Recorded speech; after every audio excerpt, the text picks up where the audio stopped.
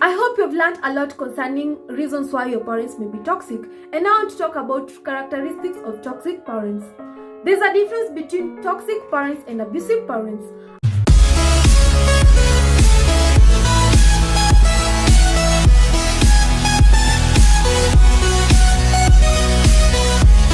Abusive parents are parents who cause physical injuries like burn, cuts, or bruises. This can automatically lead to psychological injuries and also emotionally injuries. Concerning toxic parents are parents who affects you emotionally. It can be verbally or non-verbally. Non-verbally is by ignoring you, they don't care about you, they just knob you as if you're invisible. While verbally, they can be mocking you, accusing you, giving you arrogant words, and this affects you emotionally. Talking of toxic parents, I'm not talking of parents who don't give you everything you want. They don't agree on everything you want. They have to input some rules so that you can follow a certain direction. They really don't have to be always there when you're making or entertain you when you're making mistakes that you already know. When I'm talking of toxic parents, I'm talking of overboard parents. And most of the time, I've given you reasons why they can be toxic, and sometimes those reasons can be the same reasons why they have these characteristics.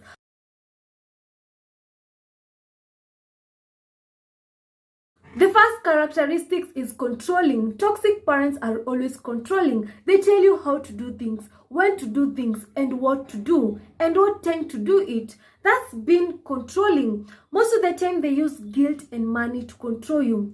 How do they use guilt? When you make a mistake, your parents will always remind you of that mistake.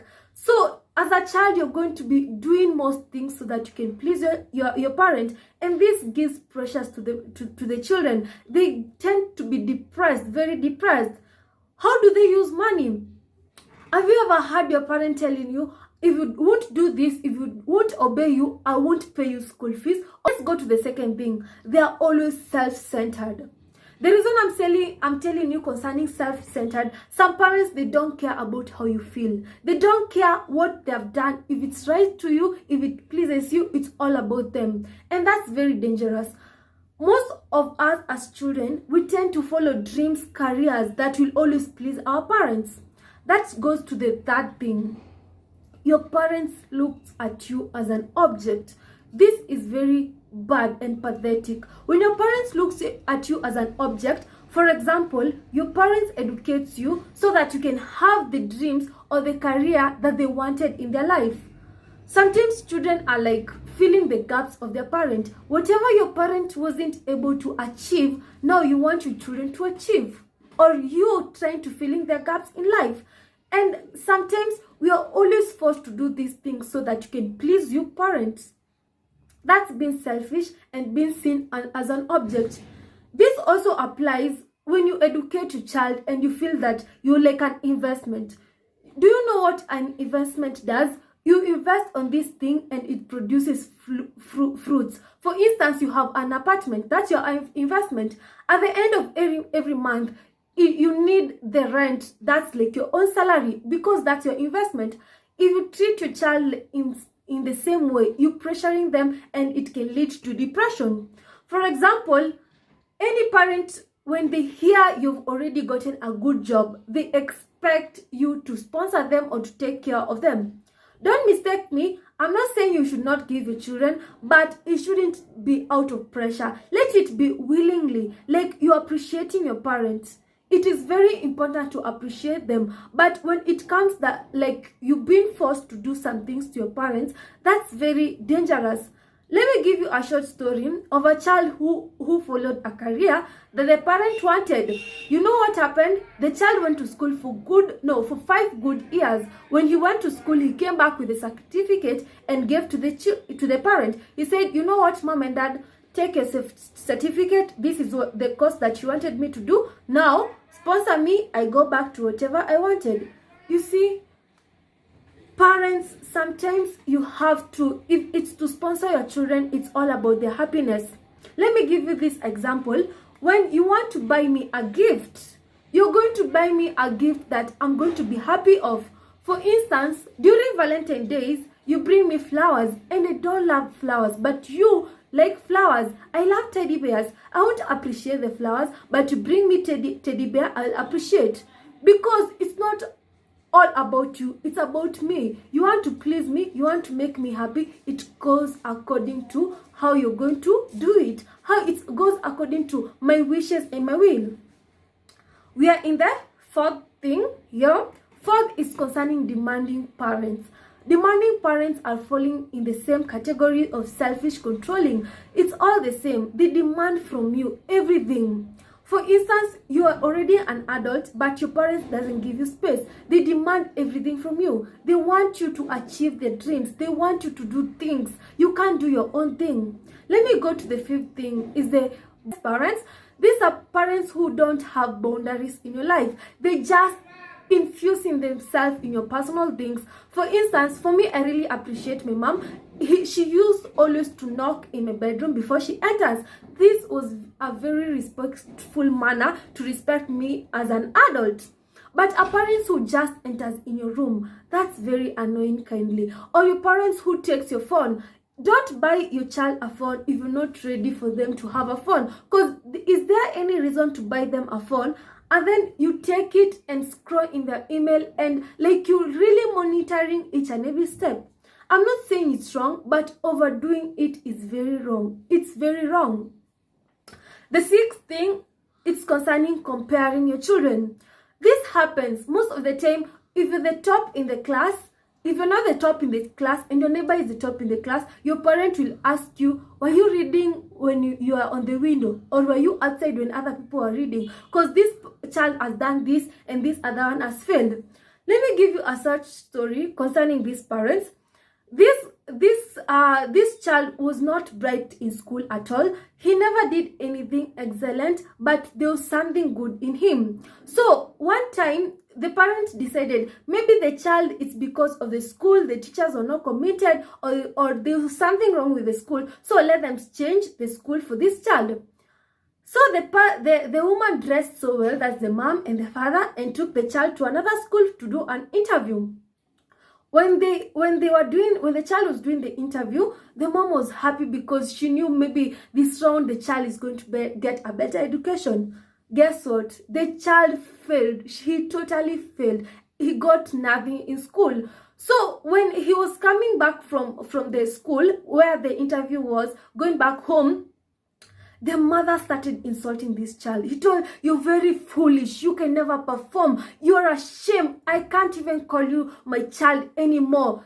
The mother was furious and abusive. But you know what? The dad was very calm and he was just listening, and the child was really crying. When they reached home, the dad asked the child, what else do you love doing? What else do you like in your life? The child was very good in arts. Guess what the dad did? The dad promised this child, I'll do whatever it takes, you pursuing art, and I'm going to sponsor you. Right now, this guy is the best artist. He draws, let me tell you. And that's the best thing concerning parents who are supportive. You see, this is what happens when your parents support you and you're comfortable with them. But what the mother did was very immoral. It was very rebuking. That goes to the crucial thing about parents who are very disrespectful, mockery. They always talk ill about you. They abuse you. They call you names, stupid, idiots. You can never perform. Let me tell you, parents, anything you tell your child, it really hurts them. They will grow with that aspect. They will grow knowing that they are fool. They can never perform. And let me tell you one thing, children. Sometimes just don't get everything your parents does you wrong. Don't take it personally. Yeah, I know they're your parents, but kindly don't take it personally. That's why reading the Bible is very important. Sometimes the Bible will define who you are. There is blessing over them. But you parents who talk ill about your children, you're affecting them, and kindly stop abusing them. Stop becoming toxic parents. Try to appreciate them. I've lost count of the numbers, but I'm going to still telling you the point. The other point is parents who never appreciate you. Sometimes, yes, it is our responsibility to do the house chores, but never take it for granted. Say thank you, you've cooked, but some parents are very toxic in that even if you wash the dishes, they'll tell you these dishes should be placed like this, but the way they are telling you, it's in mockery. Yes, you've washed the dishes, but you haven't wiped them. Even if it's to teach your children a lesson, kindly be polite, respect them. Another thing I learned, respect is a two-way. However much you parent, you're my authority, it doesn't mean that you have to control me because you gave me life. Giving me life is another thing, but respecting me as your daughter, as your son, is another thing. You have to respect your children, because if you won't respect them, they won't respect you. Let me tell you a certain thing in psychology. Concerning reinforcement, behavioral reinforcement, it happens like the moment you cane a child, you always cane them, totally caning them, always discipline them by caning. They'll get used to the cane and they become more kichwa. I don't know how to say it.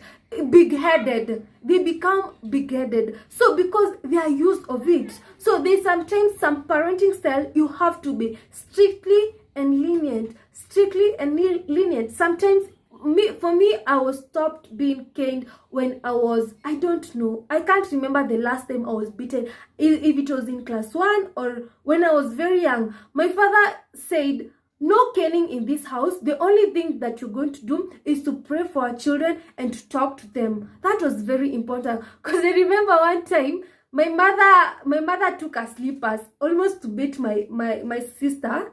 And my father was very furious, because some parents will take anything. And that time, my father said, from today, there's no caning. And honestly, if ever that day there's no caning, my mother has always been praying for us. That's one thing. She has always been praying for us and say, oh God, take my children, let your will be done. That's the thing. So I think I've said a lot concerning toxic parents, and these are the core things concerning toxic parents. To finalize concerning toxic parenting, I want to talk about 3 words that people mistake them to be similar, but I'm feeling is totally different.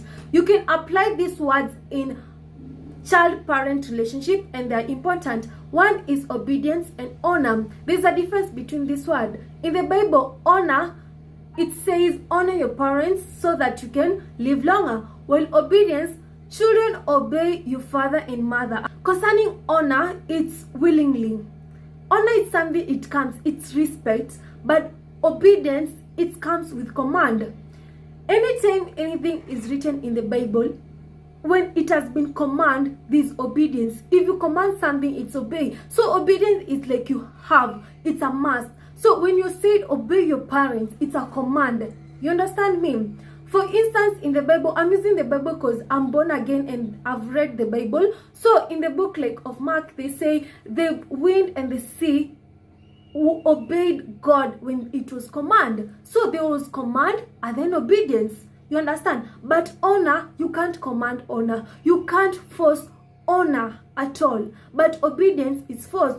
So whatever I want to mean here is that kindly, sometimes you really don't have to obey your parents. Everything your parent tells you, you don't have to obey them, but you can honor them. Honor your parents. Honor them. This is the respect. But anytime you obey your parents, you're going to follow their dreams. You're going to fill in their gaps. You're going to follow anything they're telling you. Sometimes it's not according to your will, it's according to their will. It makes you not happy, but it makes them happy. So the moment you obey everything your parents tells you, you become a slave of obedience. You become a slave to them. The second thing is judgment and discerning. There's a difference between judging someone and discerning them. For instance, judging, it comes with condemnation. Discerning is rectifying a specific mistake. Judging, you've already made a conclusion. For instance, you always break my glasses in this house. Discerning, kindly, I'm not happy the way you broke that glass. Next time, be careful. Are you even hurt? I'm so sorry for that. But next time, don't do it. The moment you judge your children, you've already made a conclusion of who you are. For instance, if my parents tend to judge me, they'll either judge me negatively or positively. So it is a burden, a whole burden of who I am. But when they discern me, the discerning comes with forgiveness. It comes with the blessing of forgiveness. Yes, I've broken that glass. They forgive and forget. Next time, they won't control me with guilt or anything, because they have already corrected me, and I promise them I won't make the same mistake. My final thing is concerning love and liking. Love is unconditional. Liking comes with condition. I like you because you're beautiful. I like you because of your eyes. I love you because of who you are. I love you because it's unconditional. That's why I want to tell you guys today, the love of a parent should be unconditionally. I don't have to be very obedient. I don't have to do everything you want me to do so that you can love me. The love is like the love of Christ. You understand? If at all you understand the love of Christ, that should be the love of a parent. The reason it's unconditional is because the moment you, as a parent, you expect everything from the child. You expect results from the child. You're going also to hurt yourself. Because as children, they will always make mistakes. Sometimes you've had children denying their parents. They have abandoned their parents.